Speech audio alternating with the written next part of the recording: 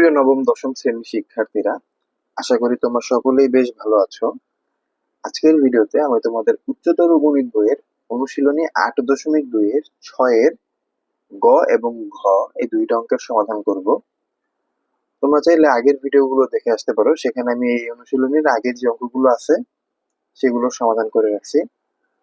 তো প্রথমে চলো আমরা গ নাম্বার অঙ্কটার সমাধান করি। মূলত এই 6 নাম্বার প্রশ্নটা ছিল এরকম যে নিম্নলিখিত অবেদ সমূহ প্রমাণ করো। অর্থাৎ এই যে বাম পক্ষ সমান সমান এই ডান পক্ষ আমাকে প্রমাণ করে দেখাইতে হবে। চলো এটা সমাধান করি।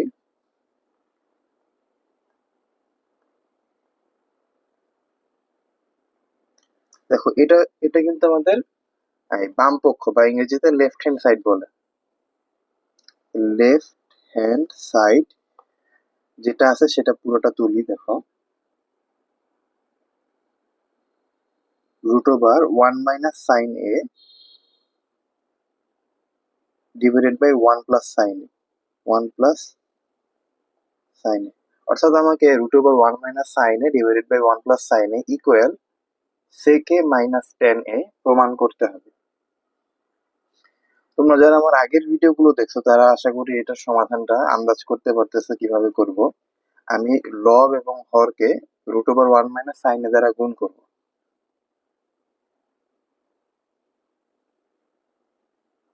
তাহলে উপরে থাকলো 1 - sin a। যেহেতু লব ও হরকে আমি দুপাশে 1 - sin a দ্বারা গুণ করবো, তাহলে উপরে 1 - sin a হবে।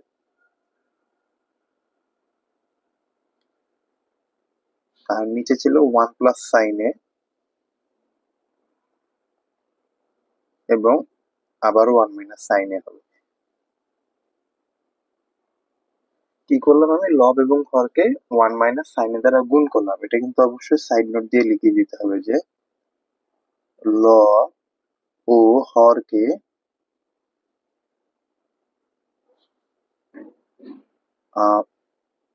1 - sin a দ্বারা গুণ, সরি √ওভার হবে, √(1 - sin a) দ্বারা গুণ। দেখো, 1 - sin a যদি আমি গুণ করিও লব এবং হরের সাথে, কাটাকাটি করলে কিন্তু মানে 1 - sin a 1 - sin a যদি কাটাকাটি করিও তোমার এটা এই যে আগের এই লাইনে ফেরত চলে আসে। দেখো, তোমরা অনেকে বলতে পারো যে আমি এখানে লিখছি 1 - sin a, কিন্তু এখানে আবার সাইড নোটে লিখছি √(1 - sin a। একটা বিষয় খেয়াল করে দেখো, আমি কিন্তু রুটের নিচেই লিখছি 1 - sin a, এটা দেখো রুটের নিচেই, তাই এখানে আমি রুট লিখছি।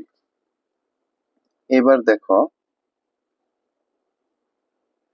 দেখো উপরে আছে 1 - sin a 1 - sin a, দুইটা 1 - sin a আছে, তাহলে দুইটা 1 - sin a থেকে আমি এভাবে লিখতে পারি না 1 - sin a তার উপরে স্কোয়ার। আর এখানে দেখো 1 + sin a এবং 1 - sin a। ধরো তুমি ওয়ানটাকে যদি a ধরো এবং sin a টাকে যদি b ধরো, তাহলে বিষয়টা এরকম হচ্ছে না, a + b into a - b। তাহলে এখানে a স্কোয়ার মাইনাস বি স্কোয়ারের সূত্র দেওয়া যায়। a স্কোয়ার মানে 1 এর উপর স্কোয়ার, তাই 1 এর উপর স্কোয়ার আমি না দিলাম, একই কথা। 1 এর উপর স্কোয়ার দেওয়া যায় কথা, না দেওয়া একই কথা। আর সাইন, তাহলে সাইন স্কোয়ার a।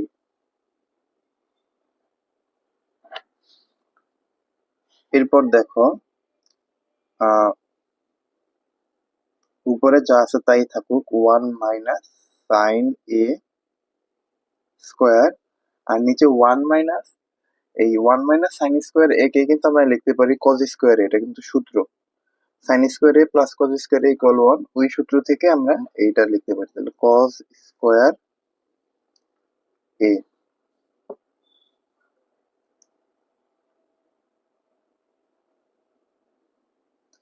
এবার দেখো, এখানেও cos এর উপর স্কোয়ার আছে এবং এটার টোটালটার উপর স্কোয়ার আছে, তো আমি এটা ব্র্যাকেটের মধ্যে দিয়ে একবার হোল স্কোয়ার লিখতে পারি না, এইভাবে যে 1 - sin a এবং নিচে cos a হোল স্কোয়ার দিয়ে দিলাম। যেহেতু দুইটার উপরেই দেখো, এখানে cos এর উপর স্কোয়ার এবং 1 - sin এর উপরেও হোল স্কোয়ার আছে, তাই আমি একবারে দুইটার উপরে স্কোয়ার দিয়ে দিলাম।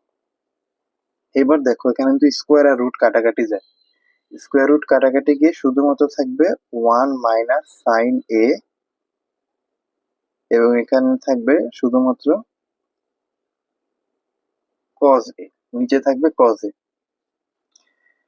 এইবার দেখো দেখো কজ এ কিন্তু ওয়ান এর নিচেও কজ এ আছে এবং সাইন এর নিচেও কজ এ আছে।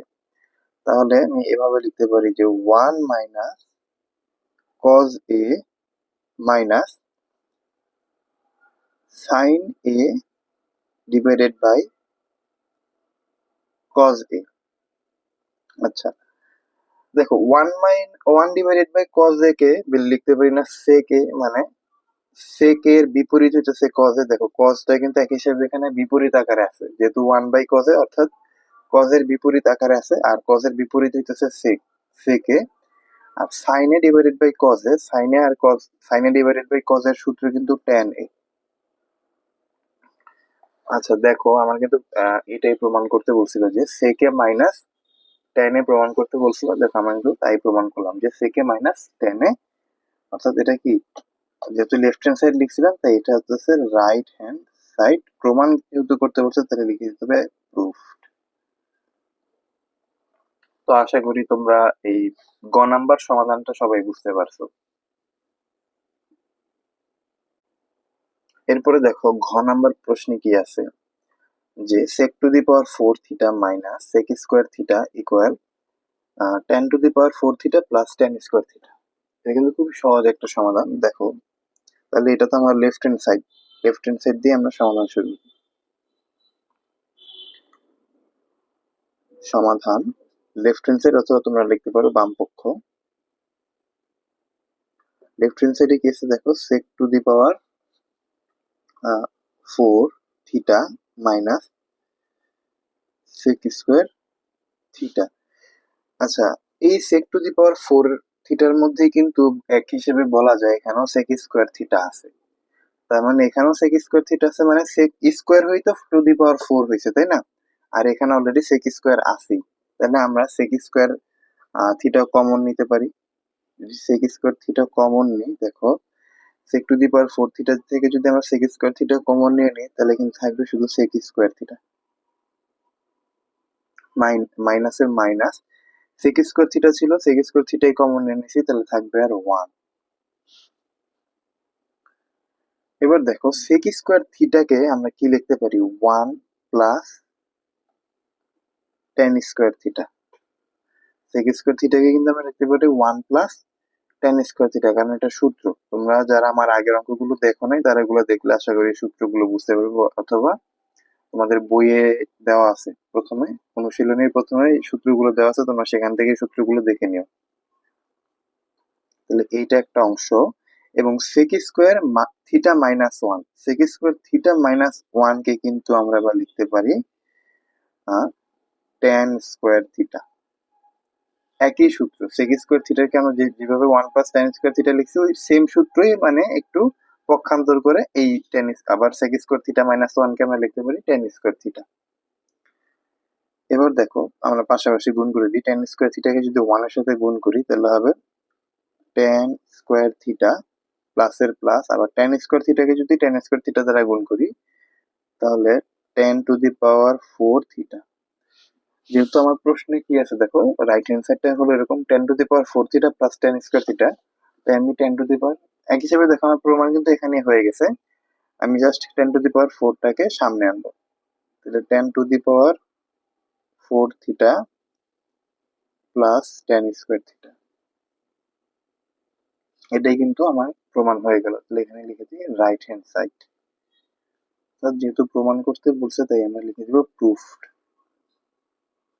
তো আশা করি তোমরা এই ঘ নাম্বার অঙ্কটার সমাধান সবাই বুঝতে পারছো, এটা খুবই সহজ একটা সমাধান ছিল।